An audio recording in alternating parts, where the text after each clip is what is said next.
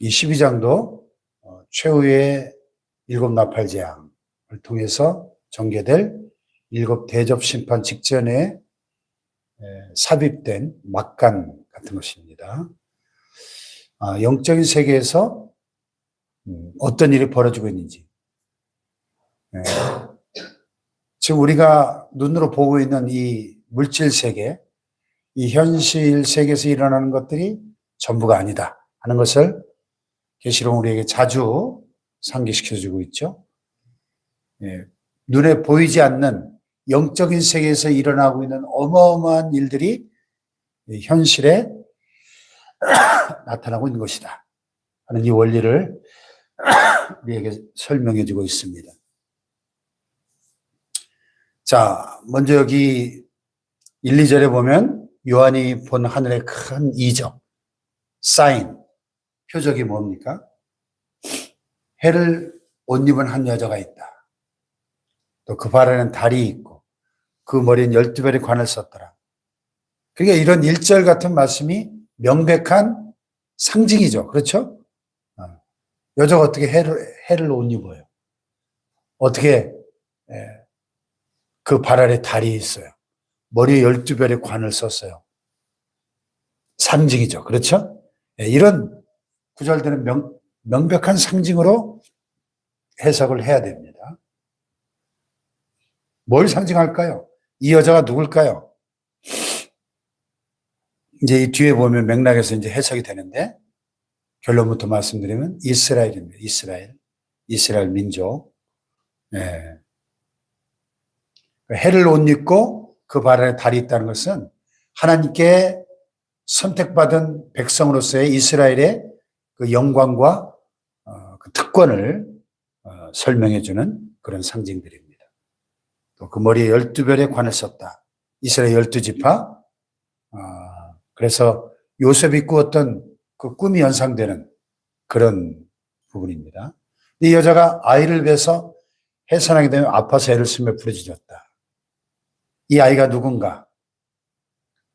이 뒤에 보니까 여자가 아들을 낳은 이는 장차 철장으로 만국을 다스릴 남자라. 그 아이를 하나님 앞과 보좌 앞으로 올려가더라. 예수 그리스도를 보여주죠. 그러니까 이스라엘 민족을 통해서 하나님께서 인류의 구원자 예수 그리스도를 보내셨죠. 그것을 이 여자가 아이를 베어 해산하는 것으로 그렇게 비유를 했습니다. 그 다음에 3절, 4절에 보면 하늘에 또 다른 이적이 보이니, 두 번째 표적은 뭐예요? 보라, 한 큰 붉은 용이 있어 머리가 7이요 뿔이 10이라. 그 여러 머리에 7 왕관이 있는데 그 꼬리가 하늘의 별 3분의 1 끌어다가 땅에 던지니라. 한 큰 붉은 용, 머리가 7이요 뿔이 10. 누구예요? 사탄이죠. 사탄. 저 뒤에 또 나옵니다만 사탄은 큰 용으로, 성경 66권 중에 사탄을 큰 용으로 표현한 성경은 요한계시록밖에 없어요. 큰 용. 그러니까 참 여러분 신기하잖아요. 성경이 없는 이 동양 문화권 안에서 우리나라를 비롯해서 중국 특히 가보면 용을 신성시하고 숭배하죠. 용이 상당히 길한 동물로, 상상 속의 동물인데, 지구상에 없는 동물인데 어떻게 그 용을 그렇게 그려냈을까? 그리고 어떻게 이렇게 용을 좋아할까? 동양 문화에 보면. 뭐 우리나라도 용 그러면 얼마나 용을 좋아하는지, 이 대전에도 보면 용전동, 용문동, 용자 들어간 지명이 얼마나 많아요. 전국적으로. 그러니까 이게 복음이 들어오기 전에 이 동양 문화권은 이 마귀를 숭배하는 이 용 문화가, 용 사상이 아주 뿌리가 깊은 것을 알 수 있어요.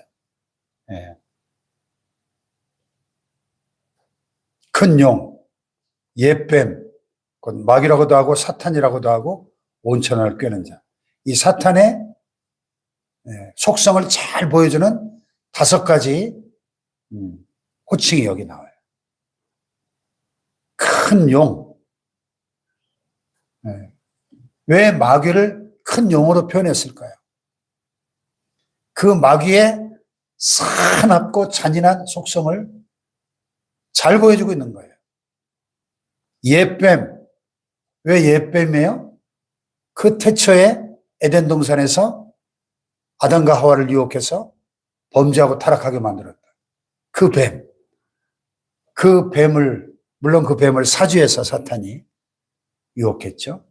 그래서 옛뱀 이렇게 표현을 했습니다. 그 교활함과 간교한 속성을 보여주죠. 그 마귀라고도 하고 사탄이라고도 하고. 마귀. 마귀는 중상자, 비방자, 참소자 이런 뜻입니다. 마귀가 하는 주 업무가 뭔가를 보여주는 호칭이죠.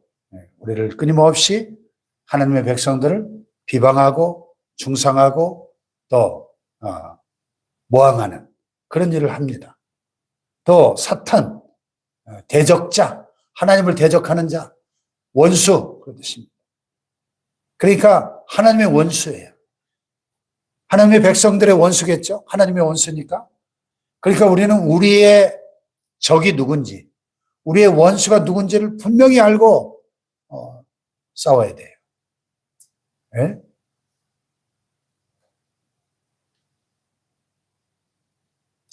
지금 대한민국을 적화시키려고 하는 종북 주사파 세력들이 뭐 어떤 분의 표현에 따르면 적어도 50만 명이 활발하게 움직이고 있는데 오늘의 이 모든 위기의 근원이 거기에서 왔는데 이 대한민국을 공산화시키려고 하는 그런 세력들의 집요한 지난 70년 동안 단 한 번도 그들은 대한민국을 포기한 적이 없어요. 이 대한민국이라는 나라를 공산화시키기 위해서 수단 방법을 가리지 않고 지금 오늘의 모든 위기도 다 거기서 비롯된 것을 우리는 알아야 되고 그 배후에는 사탄이라고 하는 이 하나님의 원수, 하나님을 대적하고 교회를 대적하고 하나님의 백성들을 대적하는 우리의 철천지 원수가 있다는 사실을 우리는 이 영적인 실상을 분명히 볼 수 있어야 됩니다. 아멘 합시다. 사탄. 우리의 적이 누군지, 원수가 누군지를 알고 싸워야 될 거 아니겠습니까? 그 사탄이 하는 짓은 뭡니까? 온 천하를 꿰는 자라. 온 천하를 꿰는 자. 그래서 사탄은 에덴 동산에서부터 오늘날까지 지금 이 순간도 끊임없이 온 천하를 속이는, 미혹하고 기만하는 그런 짓을 하고 있는 거예요.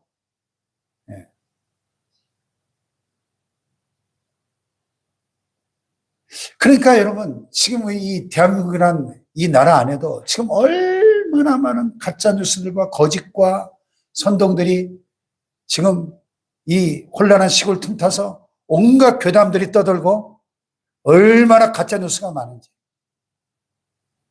분별해야 되고요.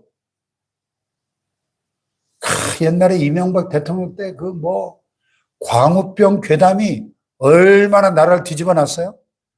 전부 새빨간 거짓말인 게 다 드러났죠, 나중에? 그런데 우리 국민들이, 이 대중들이 얼마나 많이 선동당했습니까? 그 세력들에 의해서. 아주 새빨간 거짓말임이 다 밝혀졌잖아요. 그 배후에 누가 있는 거예요, 배후에. 온 천하를 꿰는 이 거짓의 아비, 거짓말장이 이 사탄이 있는 거예요, 사탄이.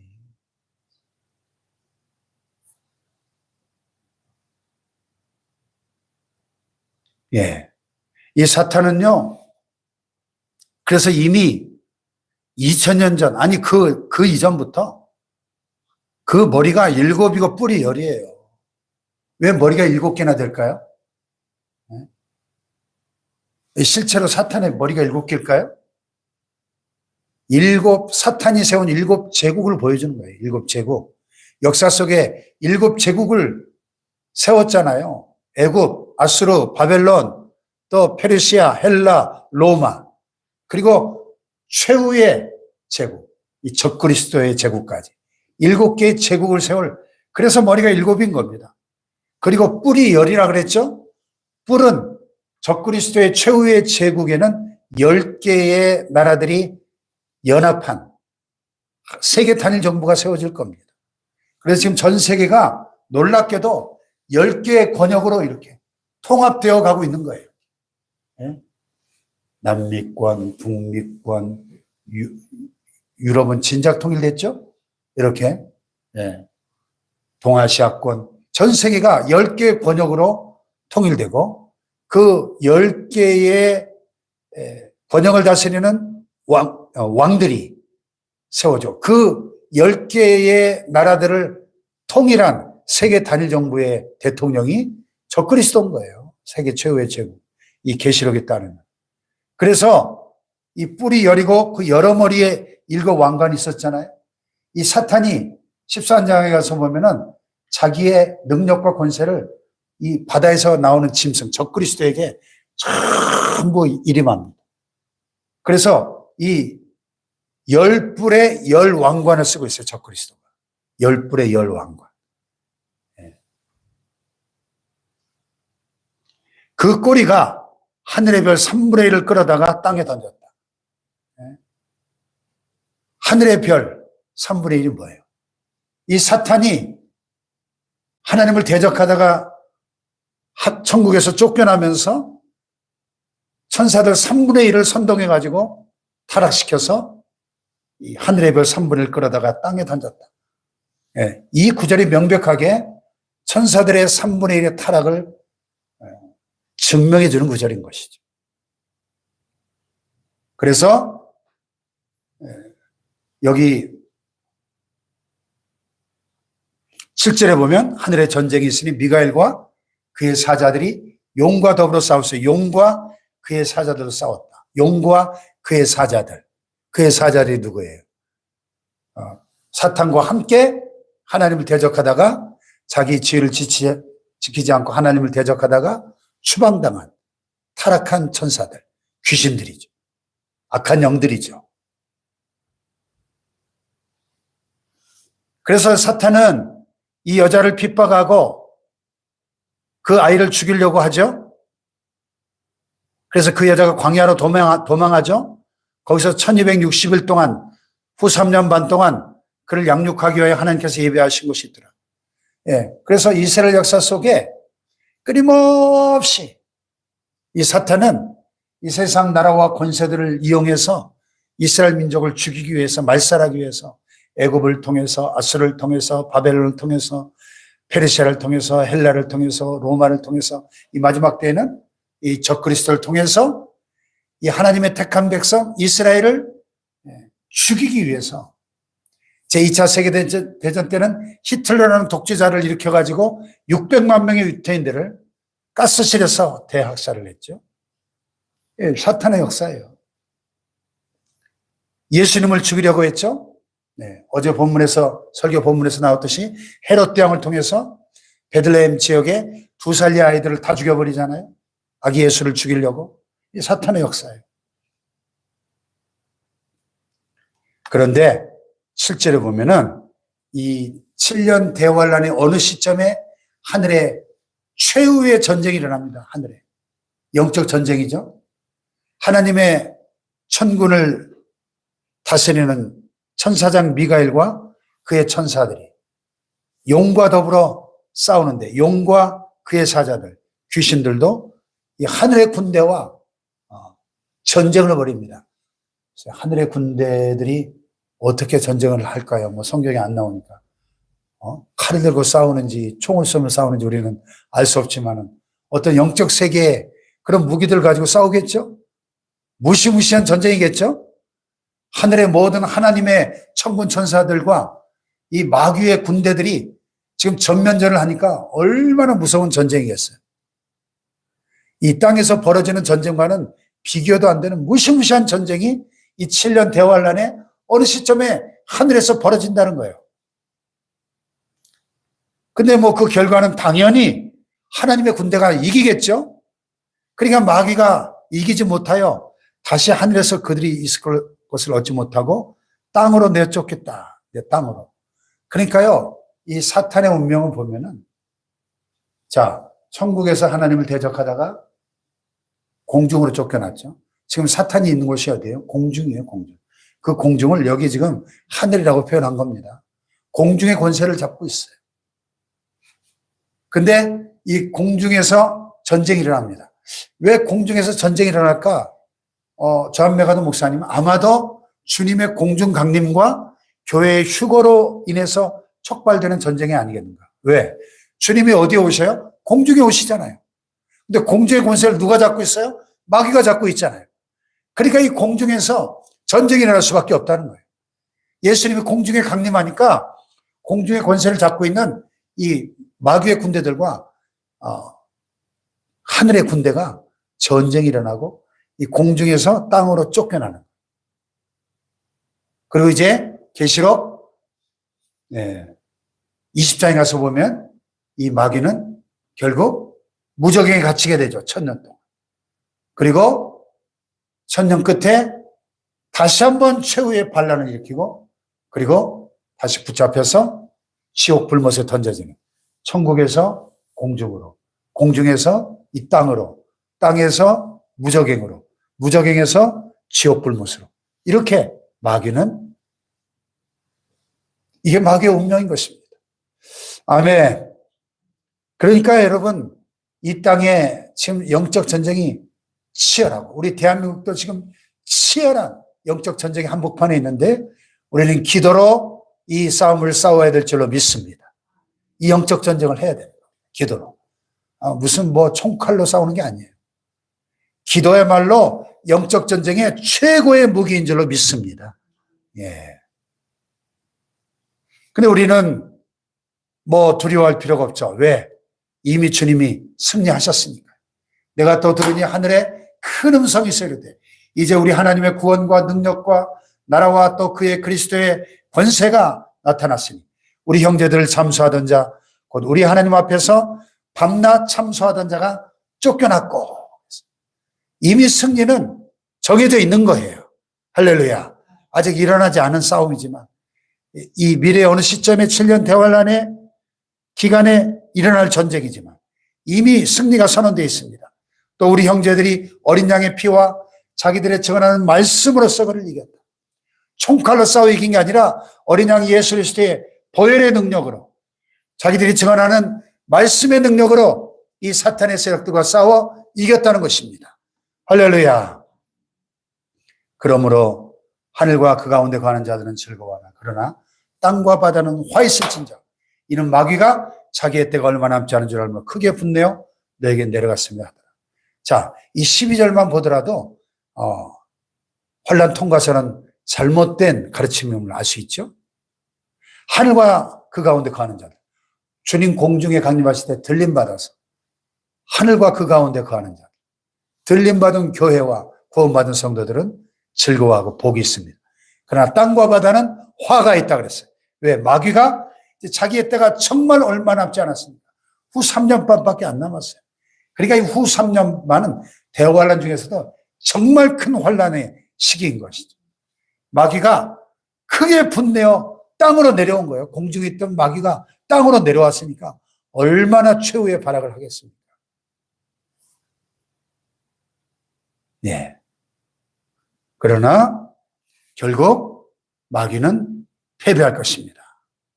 그리고 지금 마귀가 하고 있는 일은 그 여자의 남은 자손 곧 하나님의 계명을 지키며 예수의 증거를 가진 자들과 더불어 싸우려고 바다 모래 위에 서 있더라.